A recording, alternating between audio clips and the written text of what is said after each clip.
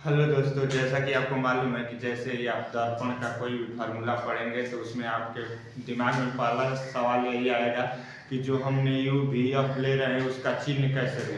तो यहाँ पर हमने यू वी एफ का जो चिन्ह का डिक्लेरेशन करेंगे वो हम लोग दर्पण के लिए करेंगे।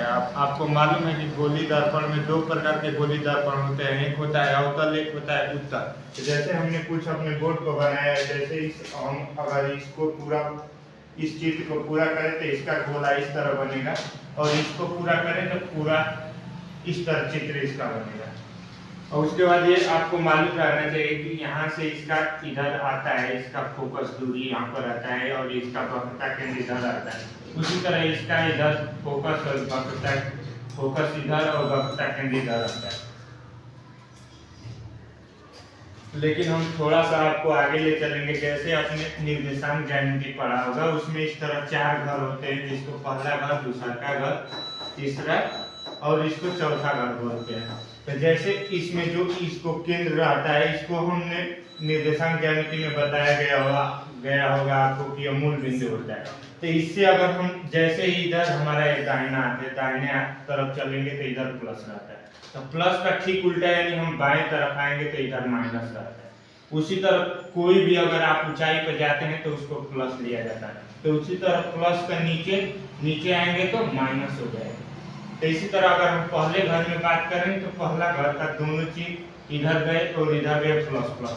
ठीक उसका उल्टा है, अगर इधर दूसरे घर में चले तो पहले हम लोग इसको एक्स अक्ष बोलते हैं, इसको वाई। एक्स अक्ष को पहले चलते हैं तो एक्स अक्ष को इधर आए तो माइनस मिला, उसके बाद वाई पर गए प्लस मिला, यानी दूसरे के घर का चिन्ह माइनस प्लस। उसी तरह तीसरे के घर में आएंगे तो एक्स अक्ष पर आए माइनस, वाई अक्ष पर आए माइनस, यानी दूसरे के का निशान क्या हो गया, माइनस। उसी तरह चौथे घर में आए तो इसमें प्लस मिला, इधर गए प्लस, इधर आए तो चौथे घर का प्लस माइनस 3। और इसमें एक बात आप देखेंगे तो ठीक इसका उल्टा, जैसे इसमें दोनों प्लस प्लस मिला तो इसमें दोनों माइनस माइनस मिला, इसमें माइनस प्लस मिला तो इसमें प्लस और माइनस। ये हमारे बताने का एक मतलब है कि जैसे ही आप दर्पण में चित्र बनाएंगे तो उसमें इसी तरह एक मुख्य अक्ष रहता है, कभी मुख्य अक्ष के ऊपर चित्र बनेगा, कभी मुख्य अक्ष के नीचे चित्र बनेगा। तो अगर मुख्य अक्ष के ऊपर चित्र बनेगा तो जैसे इसमें प्लस ले रहे थे तो इसमें भी प्लस लेंगे, मुख्य अक्ष के नीचे बनेगा तो इसमें माइनस लेंगे। अब बात आती है कि यू वी एफ क्या रहेगा।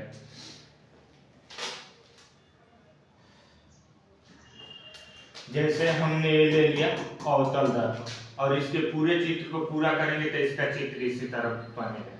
तो इसमें जैसे कोई भी विज्ञान है, चाहे कोई भी कुछ पढ़ाया या बताया जाता है तो उसमें कुछ एजम्पशन किया जाता है, माना जाता है कि ये तरह होगा।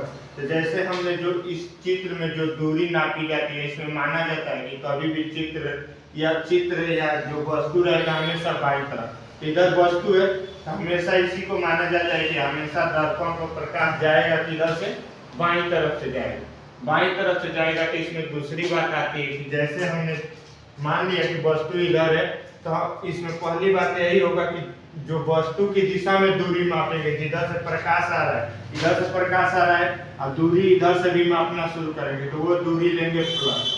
यानी पहली बात ये हो गई कि अगर प्रकाश की दिशा में दूरी मापेंगे तो वो दूरी रहेगी प्लस, और प्रकाश के विपरीत दिशा में दूरी मापेंगे तो वो दूरी रहेगी ऋण। तब यहाँ से बात आती है कि इसमें यू वी और एफ क्या होता है।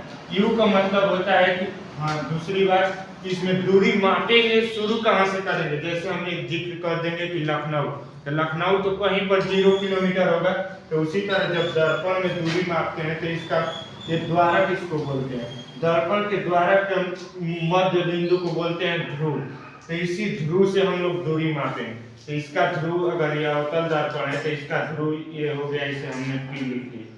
तो यहाँ से ध्रुव से अगर कहीं पर वस्तु है, अगर ये वस्तु है तो ये ध्रुव से वस्तु तक की दूरी को लिखते हैं, यानी वस्तु की दूरी क्या होगी, यू। और लेकिन अगर यू रखते हैं, अगर इसका कहीं पर प्रतिबिंब बना, मैंने सपोज दैट मान लिया प्रतिबिंब यहाँ पर बना, इस ध्रुव से इस वस्तु प्रतिबिंब की जो दूरी रहेगी उसे लिखते हैं भी, यानी प्रतिबिंब की दूरी, प्रतिबिंब। इसी तरह इसकी जो अगर ये अगर वक्रता केंद्र है तो इसका आधा दूरी फोकस दूरी, अगर यहाँ पर फोकस दूरी रहेगा तो यहाँ से ध्रुव से फोकस तक की दूरी को बोलते हैं छोटा वाला यफ। अब बात आती है कि इसका चिन्ह। तो चिन्ह के लिए हमने क्या कहा कि यहाँ पर हमने लिया है अवतल दर्पण। कुछ इधर कुछ नया चित्र बना दे रहे हैं। एक मिनट। हमने कहा कि मुख्य अक्ष पर कोई भी एक वस्तु, हमने कहा कि प्रकाश इधर से आएगा। तो अगर यहाँ पर वस्तु है तो इसकी दूरी हमने कहा कि इसको लेते हैं ध्रुव से मापेंगे, तो इसकी दूरी हो गई u। अगर यहाँ पर कहीं पर इसका प्रतिबिंब बन गया तो उसको हमने कह दिया d। और इसके अगर इसका ये वक्रता केंद्र है तो इसकी आधी दूरी को हमने ले लिया फोकस दूरी। अब बात आती है कि u v f का चिन्ह कैसे बने। तो हमने कहा कि जैसे अवतल दर्पण है तो हमेशा प्रकाश इधर से बाईं तरफ से जाएगा। हमने कहा कि दूरी जो भी नापेंगे ध्रुव से नापेंगे।